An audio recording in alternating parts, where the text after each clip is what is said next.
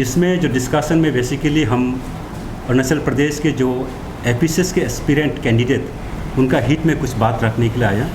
Eight the same time Arunachal Pradesh के जो women sector है उनके इंटरेस्ट में कुछ बात रखने के लिए आया। फिर यहाँ में जो आपका हैंडीकैप यानी कि पर्सन विद डिसेबल उनके इंटरेस्ट में कुछ बात रखने के लिए आया।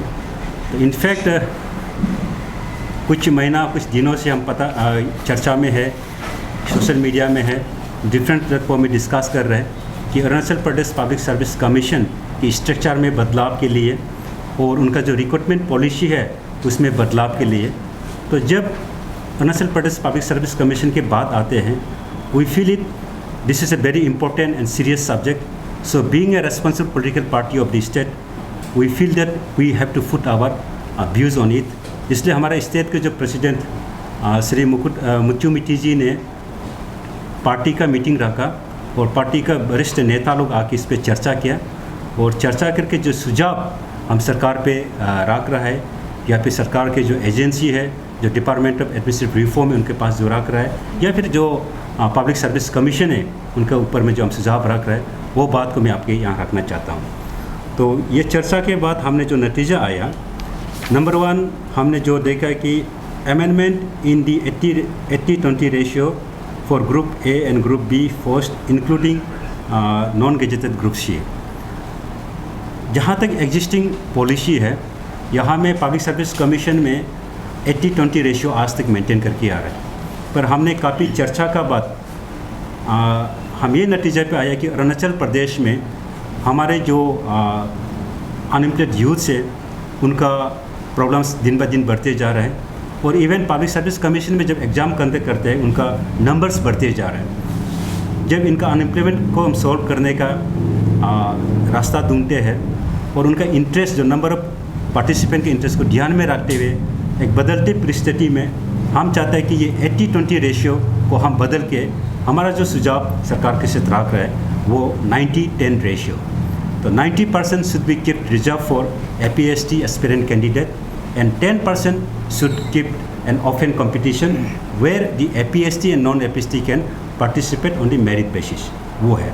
और इसमें हम थोड़ा सा आपको और डेप्थ में बताना चाहता है, जो 10% रिजर्वेशन है जो ओपन कंपटीशन में है, उसमें स्पेशली जो नॉन APST अगर पार्टिसिपेट करता है, हमारा रिकमेंडेशन ये है कि जो अरुणाचल प्रदेश में जिसका गार्जियंस, माँ पिताजी, उनका जो गार्जियंस अरुणाचल सरकार के अंदर पे या PUC सेक्टर पे या फाइनेंशियल इंस्टीट्यूट सेक्टर पे जो लास्ट 10, 15, 20 से जो काम किया है, उनका बच्चा को ये प्रेफरेंस दिया जाना चाहिए।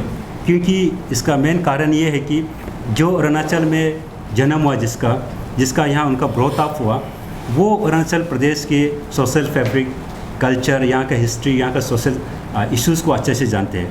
ऐसा व्यक्ति अगर पद पे बैठेंगे, सरकारी पद पे, वो बेटर सर्विस दे सकेंगे then non APST who is coming from south India और सेंट्रल इंडिया जो न्यू आते हैं उनसे ज़्यादा बेटर वो दे पाएंगे, क्योंकि उनका ग्रोथ अप यहाँ हुआ है, स्कूलिंग यहाँ हुआ है।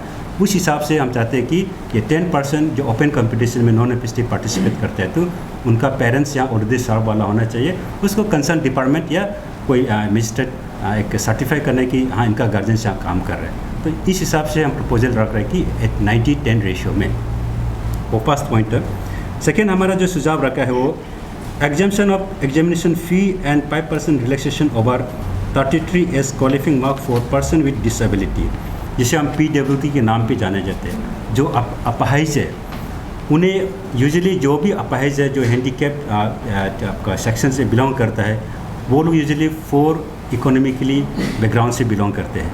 इसलिए उन्हें हमारा ह्यूमैनिटी ग्राउंड में उन्हें इस टाइप का टफ एक प्रेस्टिजियस एग्जाम में पार्टिसिपेट करने के इनकरेज करने के लिए उन्हें एग्जाम फी से एग्जाम्प्टेड किया जाना चाहिए। Exam fee should be exempted for the person with disability group के लिए।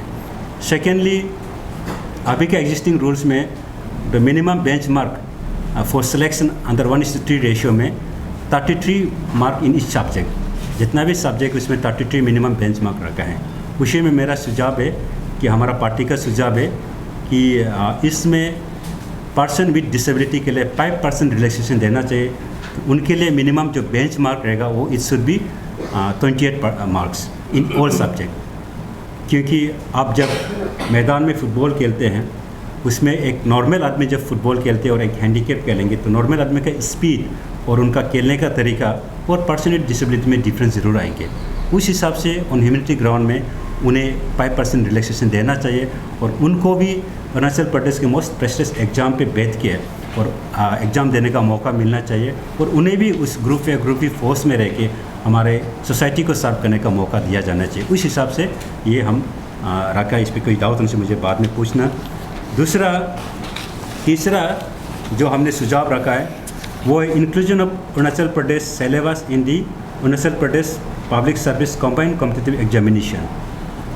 बहुत सा ऑर्गेनाइजेशंस इवन आंसू ने भी इशू उठाया था कि अरुणाचल का सिलेबस एपीसीएस में इंक्लूड किया जाना चाहिए। ऑफ कोर्स ये डिफ़िकल्टी से हमें भी जानता है क्योंकि यहाँ रिलेवेंट बुक्स नहीं है और इसका ऊपर में कोई रिसर्च नहीं किया है।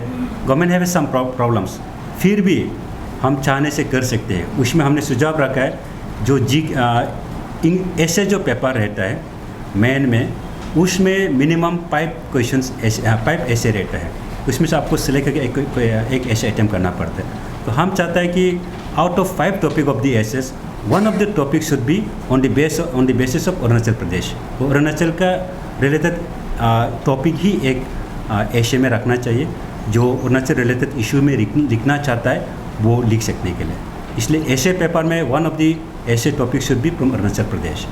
सेकेंड, कुछ question some of the question in the GK paper should be from Arunachal Pradesh, Arunachal background के होना चाहिए। जैसे example evolution of Arunachal Pradesh, before independence and after independence Arunachal Pradesh किस तरह से ग्रो होके एक नेफा स्टेट से लेके एक यूनियन टेरिटरी से लेके एक स्टेटहुड में आया, इनका पूरा रिकॉर्ड स्टैटिस्टिकली मेंटेन्ड है and that is available in the market also. तो इसका ऊपर हम जीके में कुछ क्वेश्चंस रख सकते हैं ताकि एस्पिरेंट कैंडिडेट को हम उनके अरुणाचल के बारे बैकग्राउंड जान सकने के लिए।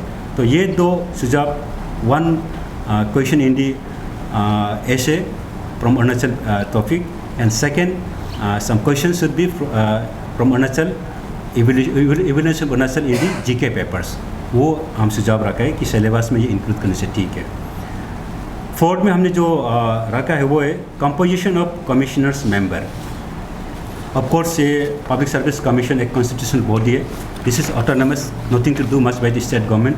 फिर भी हमारा स्टेट गवर्नमेंट अपना एक स्टेट पॉलिसी अडॉप्ट कर सकते हैं जहाँ में चेयरमैन का जो पोस्ट है उसको उनमें से सिलेक्ट करना चाहिए जो ऑलरेडी कमीशन का मेंबर्स है और बहुत सबसे ज़्यादा सर्व किया है या फिर सर्व कर रहा है और जो 62 एज को क्रॉस नहीं किया है, ऐसा को एलिवेट करके चेयरमैन पोस्ट में देना चाहिए। और सेकंड, यूजुअली यहाँ 5 मेंबर रहते हैं, तो 5 मेंबर में से अरुणाचल प्रदेश के वुमेन को इनकरेज करने के लिए one of the member should be selected from the women sector, और वो भी जो वुमेन जिसका एबिलिटी है, जो किसी फील्ड में एक्सपर्ट है और जिसका अच्छा सोशल रिपुटेशन है, ऐसा वाला को एक पॉलिसी टर्म पे अडॉप्ट करके कंपोजिशन 5 मेंबर्स में एक वुमेन रखना चाहिए। ये स्टेट पॉलिसी हम अडॉप्ट कर सकते हैं। और elevation of chairman among the senior most who have served the Public Service Commission and who is serving the Public Service Commission considering the upper age limit of 62 years. That is that fourth suggestion that we are going to put forward. And lastly, Departmental Promotion Committee under the purview of Arunachal Pradesh Public Service Commission. ये बहुत serious और challenging job है। आज तक अरुणाचल प्रदेश में जितना भी departmental जो प्रमोशन कमेटी तो रेस्पेक्टिव डिपार्टमेंट करते हैं, उसमें सेक्रेटरी, मेंबर सेक्रेटरी रहता है, फिर डायरेक्टर रहता है, फिर कुछ 4-5 डिपार्टमेंट का कमेटी मेंबर्स होते हैं। लेकिन आज तक टाइमली वो लोग डीपीसी नहीं बिता पाते। इसका कारण मेनली कोई सेक्रेटरी लीव में चला जाता है, कोई टूर में चला जाता है, कोई ट्रांसफ़र हो जाता है, क्योंकि अलग अलग डिपार्टमेंट के, इसलिए उसको एक टेबल पे ला के एक साथ मीटिंग करना बहुत टफ हो जाते हैं। उसका कारण से बहुत सा डिपार्टमेंटल प्रमोशन अभी पेंडिंग है और बहुत लोग नहीं कर पाते। उसका कारण से जितना भी गवर्नमेंट सीनियर ऑफिसर्स है जिन्हें ड्यू प्रमोशन टाइम में मिलना चाहिए वो डिप्राइव हो जाते हैं, इसलिए उन लोग डिप्रेशन में चला जाते हैं, फ्रस्ट्रेशन में चला जाते हैं। बहुत लोग वो ड्यू प्रमोशन नहीं मिलकर रिटायर भी हो गए। ऐसे में गवर्नमेंट के लिए भी एक लॉस है कि सही आदमी को जो एक्सपीरियंस है, जो सीनियर है, उसको सही पोजीशन पर रख के उसका लाभ नहीं उठा पाते हैं। और ये एम्प्लॉय लोग का भी उनका भी नुकसान है कि वो इनकरेजमेंट नहीं होते जॉब पे, जब प्रमोशन टाइमली नहीं होता है। इसलिए इसको एक सोल्यूशन लाने के लिए होना है। तो ये जो डिपार्टमेंटल प्रमोशन कमेटी को Arunachal Pradesh public service commission का पारव्यू में लाने से ठीक है, क्योंकि सेंट्रली जो यूपीसीएस में ये पैटर्न चलते हैं। सेंट्रल गवर्नमेंट जॉब में जो भी डिपार्टमेंटल प्रमोशन को यूपीसीएस टेकअप करते हैं, और ये पैटर्न्स बहुत से स्टेट में भी लागू है कि स्टेट सिविल सर्विस लोग, बोर्ड लोग इसका डीपीसी को लोग कंडक्ट करते हैं। जब Arunachal Pradesh public service commission ही group A group B force का रिक्रूटमेंट वो लोग एग्ज़ाम कंडक्ट करते हैं, और सिलेक्टेड कैंडिडेट को वो लोग रिकमेंडेशन करके डिपार्टमेंट को अपॉइंटमेंट करने का रिकमेंडेशन देते हैं। तो डीपीसी को टाइमली कंडक्ट करके रिकमेंडेशन करके डिपार्टमेंट अपॉइंटमेंट करने से शायद हमारा जो भी प्रमोशन इश्यू है वो टाइमली सॉल्व हो जाएंगे, और हम डिपार्टमेंट ऑफिसर्स को एक इंकरेजमेंट दे पाएंगे, और गवर्नमेंट भी उनका लाभ उठा पाएंगे। और इसमें पब्लिक सर्विस कमीशन का ड्यूटी है रिक्रूटमेंट, और उनका 5 सदस्य रहते हैं, तो उन्हें मीटिंग कंडक्ट करना और ये डीपीसी प्रोसेस को ले जाना इतना टफ नहीं रहेगा जैसे अदर डिपार्टमेंटली जब करता है तो कोई ऑफिसर्स एब्सेंट रहता है, वो इस टाइप का हर्डल्स यहाँ देखने को नहीं मिलेगा। इसलिए ये डीपीसी को हम चाहते हैं कि डिपार्टमेंटल प्रमोशन ये सब्जेक्ट को इसे अरुणाचल प्रदेश पब्लिक सर्विस का पारव्यू में लाने से ठीक है, ये सुझाव है। तो basically this is the 5 points which we want to put forward to the government of Arunachal Pradesh. At the same time, the agency like Department of Administrative Reform and the Public Service Commission, our suggestions should be taken up by them very seriously, and they should consider it for adoption of their policies in coming days for the greater interest of the state.